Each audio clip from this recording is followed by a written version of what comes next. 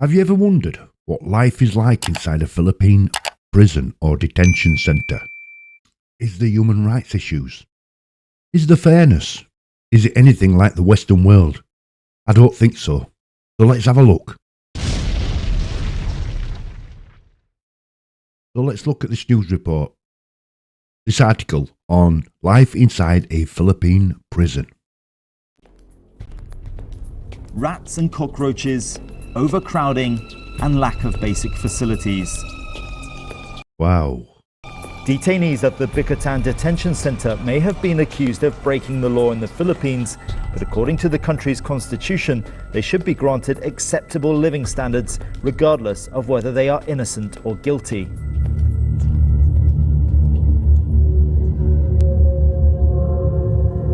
The Detention Immigration Center is inside a police camp on the outskirts of the Philippine capital, Manila. And the camp has long had a notorious reputation. In the 1970s and 80s, opponents of the former Philippine dictator Ferdinand Marcos were routinely tortured here. Thank God we're not in that era, 1970s. I don't think DH has survived then. He's going to struggle to survive now, I think. Now the detention facility is where foreigners wait to find out if they will face the courts or be deported back to their home countries. Detainees are held on charges of anything from visa violations to violent crime. Many say they are innocent but can endure lengthy waits to present their cases before a judge. We're on our way to the detention centre now. It's been under lockdown for the last 2 weeks after a detainee tried to escape. Mobile phone use was restricted and visitation rights withdrawn. We're going to meet some Britons today who say conditions in there are really dire. So this is a detention centre. Now, at the moment, I think Egg is in a small area of a detention centre. You know, limited numbers, maybe 10 people. But if anybody puts a crime in, anybody puts anything in regarding crime they think is done that has to be dealt with, then I think he'll be in the general population. So, wow, not looking good. We weren't allowed to bring our cameras into the immigration centre, but inside I spoke to 5 UK nationals. One man's allegations particularly stood out. He alleged that he went into solitary confinement without food or any human contact. He said he only had a rusty tap for water, which was undrinkable. He said that if you get sick inside there, you might as well be dead. He said they might as well hang people when they arrive because conditions there, as far as healthcare, are pretty much minimal. Wow. So if you've got an addiction, that's the least of the worries of the prison or the detention centre. They're not going to look at it. They're not going to look at an addiction if illness isn't dealt with. That was a little renegade there at that age. We're going back plenty of years, you know. The detainee in question wanted to hide his image and some details of his arrest so as not to worsen his situation. He was recently acquitted of the charges and is awaiting deportation.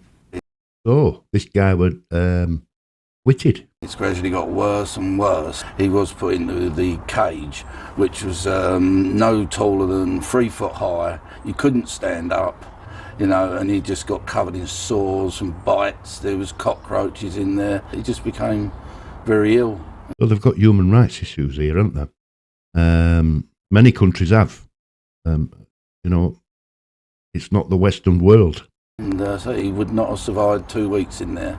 It's really got very worrying now, you know. I knew he was handling it quite well up to a year, and he's getting very depressed now, and he wants out. And so he will. So he will, you know. And there are others who claim the detention centre is not fit for purpose. One of them is the founder of the campaign website Voices from a Box. It regularly posts news and images from inside the centre, farmed out by detainees inside using their phones. The website's founder, who wishes to remain anonymous, was also once a detainee. There were beatings. People were treated there worse than we would treat farm animals. There, people committing suicide. Just had enough. They couldn't take it anymore. He says the not knowing when his detention would end was like mental torture. that would be it, wouldn't it? Can you imagine being locked up and not knowing when an end date's going to come? You know, there's no hope, is there? I've been diagnosed with PTSD. I'm undergoing therapy every Thursday. I don't feel comfortable in trains underground. I prefer to take a bus than be in a confined space where I can't say stop, I need to get off. He says he set up the website to campaign for a reform of Philippine immigration laws to ensure there are time limits on detention lengths and to allow people to be released on bail if they are accused of a minor crime. They're not going to do that, are they? They're not. I mean, look, the Philippines is like Thailand. They're just going heavy. They make examples. And maybe we should be looking at making examples. Maybe not to these extremes, but maybe we should be looking at making examples. And those accused of more serious crimes should be dealt with swiftly by the country's justice system. We contacted the Philippine Bureau of Immigration to arrange an interview and to discuss the allegations, but they declined to comment. That's basically them saying don't interfere with what we do.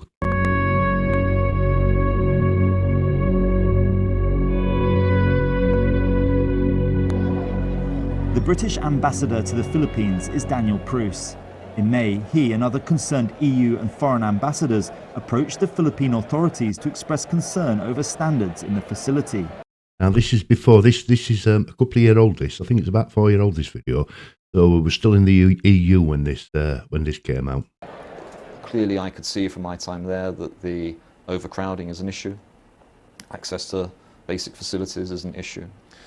My sense is that there's a genuine determination to address these issues. I think there are plans to expand the facilities as well. You raised concerns. I just wondered if you spoke also about the solitary confinement. Some of the Brits have been stuck in this room for days without decent food, with bad water. Have you raised this allegation with the authorities? Where, in that case or other cases, any of our detainees have concerns about their treatment, obviously we raise them, obviously we escalate them. There are You see, to me, this is all politics.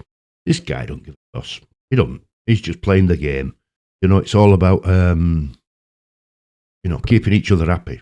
That's what politics is. It's all about, relations with other countries.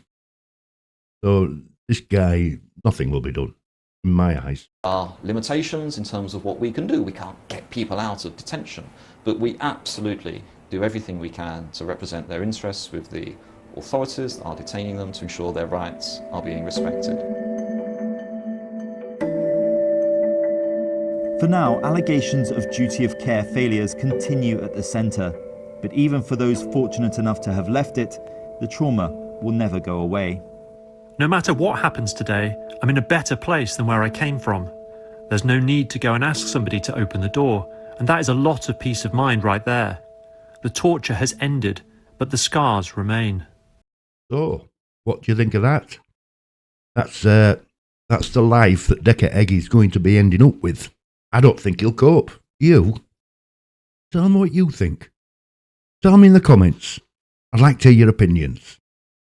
Just another little video there from Bobby, the real honest truth. Have a great day. Godspeed. And if you would, please subscribe, like, hit the notification bell. And if you want to buy me a coffee, you can. If not, it doesn't matter. I love you all to bits. Bye now.